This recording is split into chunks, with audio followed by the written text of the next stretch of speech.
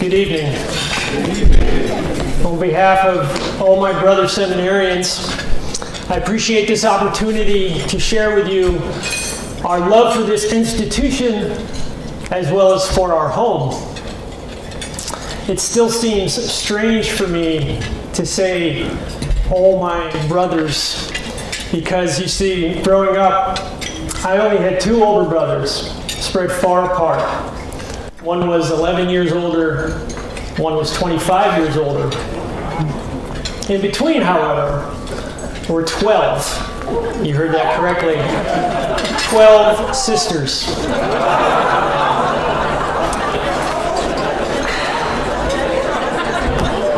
And they're also older than me, which means I grew up with 2 brothers and 13 mothers.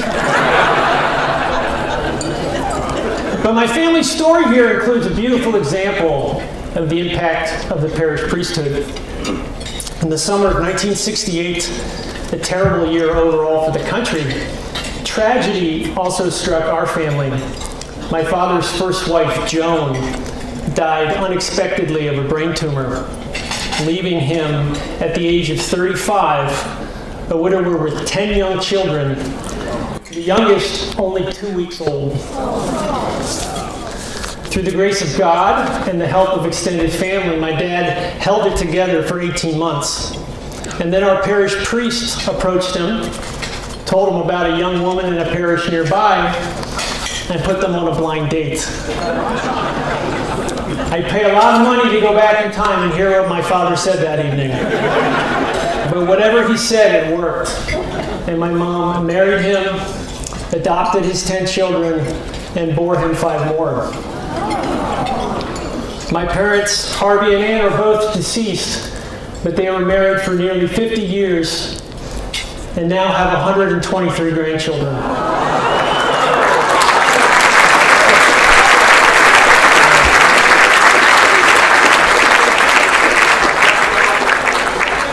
I never met Father Finley, but I am forever grateful for the pastoral care he showed my family. I would literally not be here if he didn't.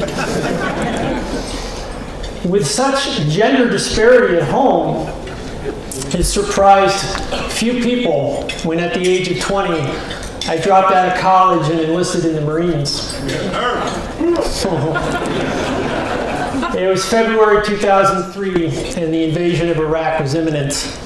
I joined an infantry battalion in the 1st Marine Division and was stationed at a base in 29 Palms, California. People often ask me if my 2 combat deployments to Iraq led me to consider the priesthood, and they did, but not in the way you might expect. I rarely saw a priest in Iraq. For 2 years in a row, we went through 2 entire Lenten seasons with practically no access to the sacraments. And over those combined 12 months, I went to Mass probably 5 times.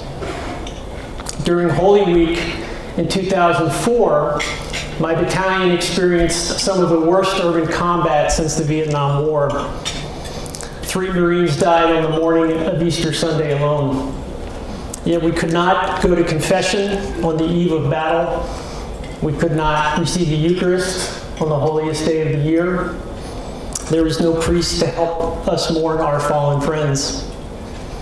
It was the critical absence of the church during this very vulnerable time in my life that made a profound impression on me.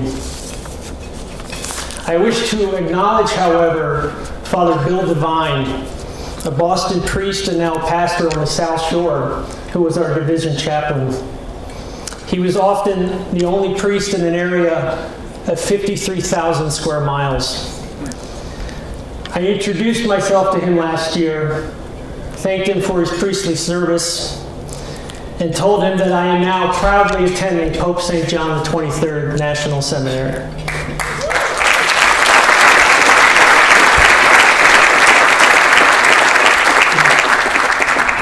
What I most appreciate about this place, and indeed what I am continually in awe of, is how open to growth the men are here.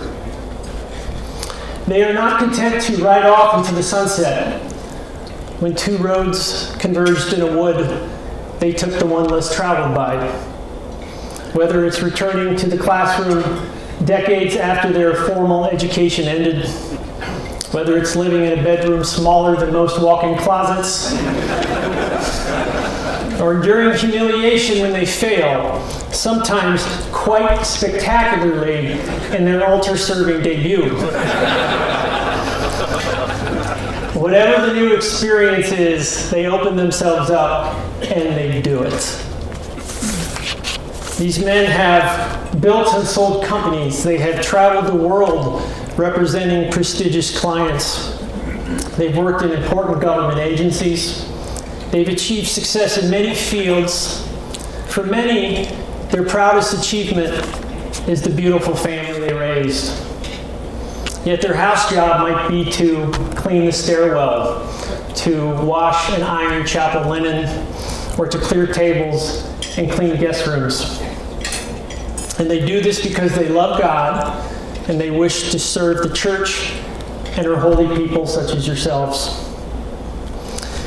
People often ask me, John, what if you had to attend a seminary with guys much younger than yourself? My answer is very simple. I wouldn't make it. I wouldn't make it. And allow me to explain in a hypothetical scenario.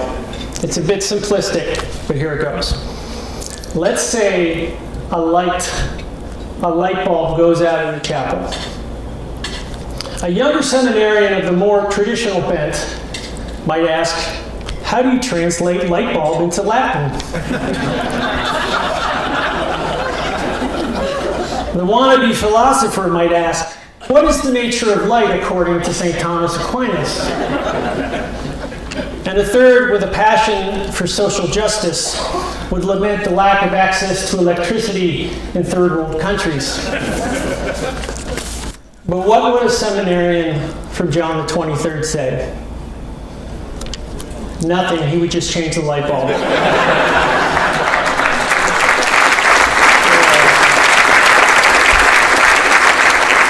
And that's why a seminary like this needs to exist. We need a place where men of our unique personal and professional experience can safely land, feel at home, and embrace our vocation. Whenever I visit parishes and I explain the mission of this institution and the kind of men we are looking for to fill it, the people of God instinctively get it. And they are grateful that Holy Mother Church is preparing men like us for work in the vineyard. With your support, that mission continues. So on behalf of all my seminary brothers, all 40 of my brothers, which sounds great to say, I thank you from the bottom of my heart. Good night.